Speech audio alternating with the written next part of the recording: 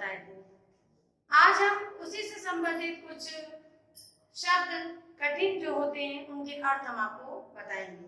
ये हमारे कठिन शब्द भी हैं और इनके अर्थ भी हम आपको दोनों बताएंगे। जैसे पहला शब्द है हमारा गूंथना।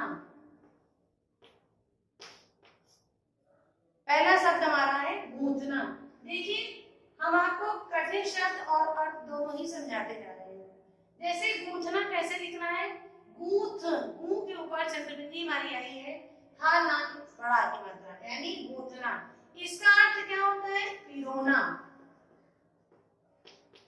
हम जब कोई माला बनाते हैं, चाहे वो फूलों की हो, मोतियों की हो, या कोई चीज की एक लड़ी तैयार करते हैं, जैसे करता होती है तुम लोग आम की पल्लों का भी माला तैयार करते हैं, तो जो एक साथ हम उनको बांधते हैं, एक साथ एक लाइन में उनको हम सजाते हैं, सारे फूलों को एक धागे में पिरोकर एक माला का स्वरूप देते हैं, या मोतियों को सजाकर एक सुंदर सा हार, कान के बुंदे, मेहंदी आदि चीजें हम तैयार करते हैं, उसको कहते हैं पिरोना। यानी एक दूसरे को एक साथ जोड़कर एक नई वस्तु तैयार करना। तो यहाँ पर गूंथना, पिरोना।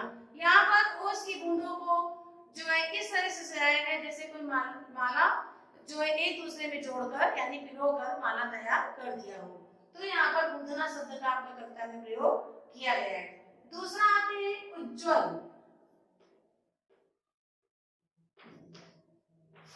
देखिए बच्चों, उज्ज्वल यानी आधा जा का प्रयोग यहाँ पर हुआ है और इसका मतलब होता है उजला, यानी सफेद चमकता हुआ होता है।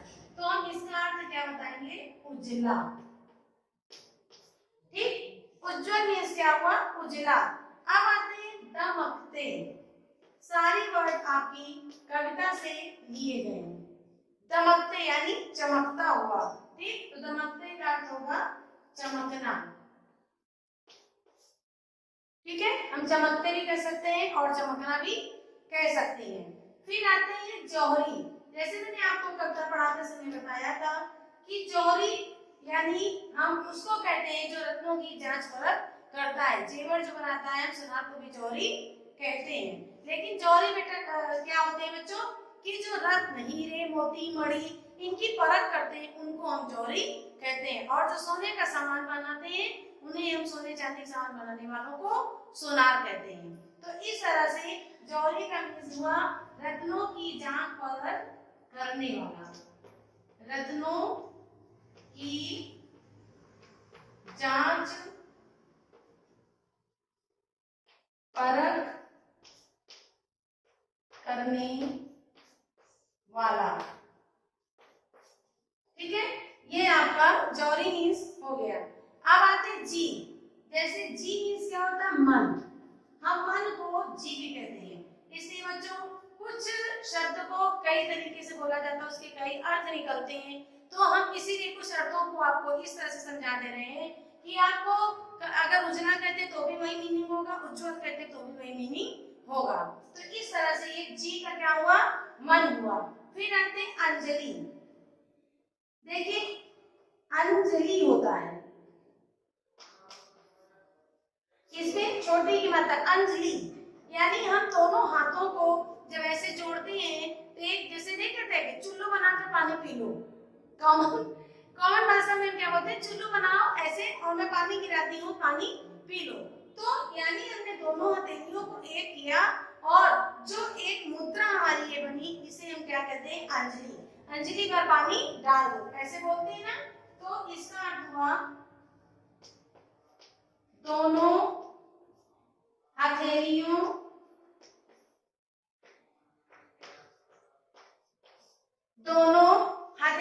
को मिलाने से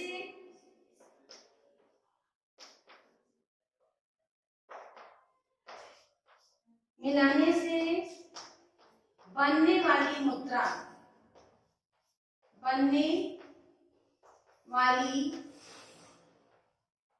मुद्रा। ठीक बच्चों, तो ये हमने आपको बना के भी बताया और ऐसे हमने लिख कर बताया। इस तरह से हमारे और कुछ वर्ड हैं जो हम आपको लिख के बता रहे हैं। अब देखिए बेहाल। बेहाल मीन्स क्या हुआ, बुरी हालत। जैसे बेहाल हो गए, गर्मी से बेहाल हो गए, भूख से परेशान हो गए। तो इस तरह से हम क्या करेंगे, बुरी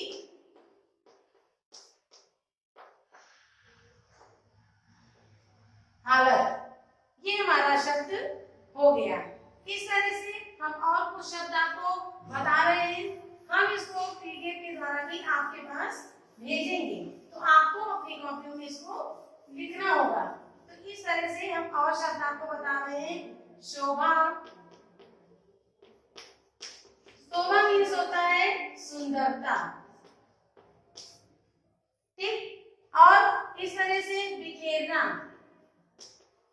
बिखेरना मीन्स होता है फैला देना, जैसे किसी चीज को आपने बिखेर दिया यानी फैला दिया, ठीक है।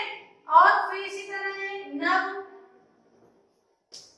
नभ तो आप सब जानते हैं, नभ गगन आकाश, इसको इसका अर्थ होता है आकाश।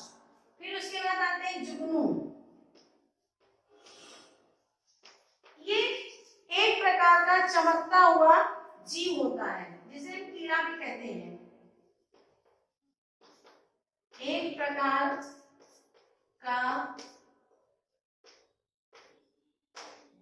चमकता हुआ जीव, हम इसको कीड़ा भी बोलते हैं। कहते हैं देखो कौन सा कीड़ा चमक रहा है, ठीक। तो इस तरह से इसको हम कहते हैं। अब आते हैं वन उपवन। वन मीन्स होता है, जैसे बच्चों आप सभी जानते हैं जंगल, और उपवन मीन्स होता है बगीचा, यानी जंगल और बगीचा। हम इसको इस तरह से आठ बच्चों इसलिए बताया जाता है कि आपको पता होना चाहिए कि हम इसको और भी क्या बोल सकते हैं, ठीक है। तो इस तरह से ये शब्द हमने लिखे। अब एक तो शब्द और हम आपको बता दे रहे हैं, जैसे नीरद।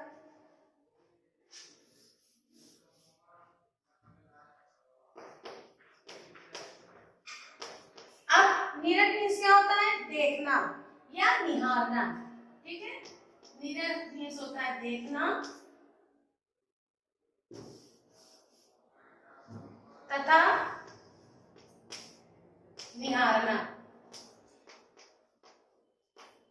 ठीक। ये हो गया ओस कण।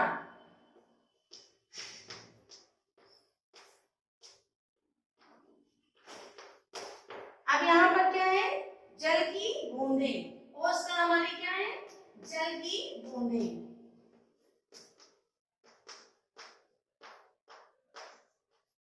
ठीक। तो ये हमने आपको कुछ शब्द अर्थ बताए। बच्चों जो हमने शब्द अर्थ आपको भेजे हैं उसमें कठिन शब्द है, अगर पीडीएफ में, और नहीं तो उस जो शब्दों को मैंने दिया है उसे आपको कठिन शब्द में भी लिखना है। पहले आप ऊपर कठिन शब्द की हेडिंग डालकर उन शब्द वाले शब्दों को लिख लेंगे, फिर नीचे शब्द अर्थ डालकर उस पीडीएफ से आपको शब्द अर्थ भी अपनी CW की कॉपी में लिखना है।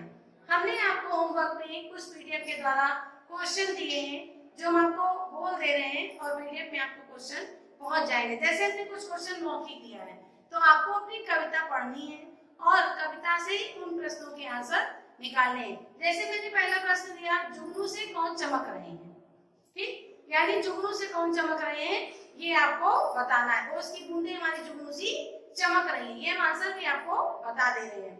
फिर है ये दमकते हुए कैसे लग रहे हैं, तो किस प्रकार ये दमकते हुए हमको लग रहा है, जैसे कहीं दिए जल गए हो, दीपावली जैसा मुझे महसूस हो रहा है।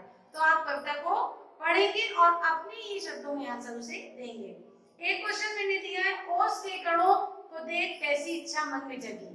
ओस के कणों को जब हमने देखा तो कैसी हमारे मन में इच्छा जगी, कवि ने क्या कहा कि ऐसा कि दोनों हाथों को यानी अंजलि बनाकर उसको भर लें और अपने घर ले आए और दिन भर उसको हम देखते रहें। तो ऐसा कवि के मन में आया, तो इस क्वेश्चन का आंसर यहीं से आपको मिलना है। फिर आते हैं कि इसकी शोभा देखकर मन में क्या विचार आया। तो जब हमने ओस की बूंदों की शोभा देखी, उनकी चमकते हुए देखे, तो कैसा विचार आया कि हम इसको देखकर एक सुंदर सी कविता लिखें, यानी मन में कुछ ऐसे विचार उत्पन्न हो कि हम इससे एक कविता बनाएं। तो बच्चों आज हम इतना ही आपको इस वीडियो में बता रहे हैं। अगली वीडियो में हम आपको कुछ क्वेश्चन आंसर के साथ मिलेंगे। हम जो आपको वीडियो में पढ़ाते हैं इसको हम पीडीएफ के द्वारा भी आपके व्हाट्सएप पे भेजते हैं। तो तो आपको देखकर वीडियो से समझना है, उसको पढ़ना है और पीडीएफ के द्वारा आपको शब्द, कठिन शब्द, क्वेश्चन आंसर जो भी मिलते हैं उसे आपको अपनी फेयर कॉपी में करना है। तो इन चीजों को जरूर कीजिए और ध्यान से पढ़िए। उम्मीद है कि आपको हमारा पढ़ाया हुआ जरूर समझ में आ रहा होगा। Thank you.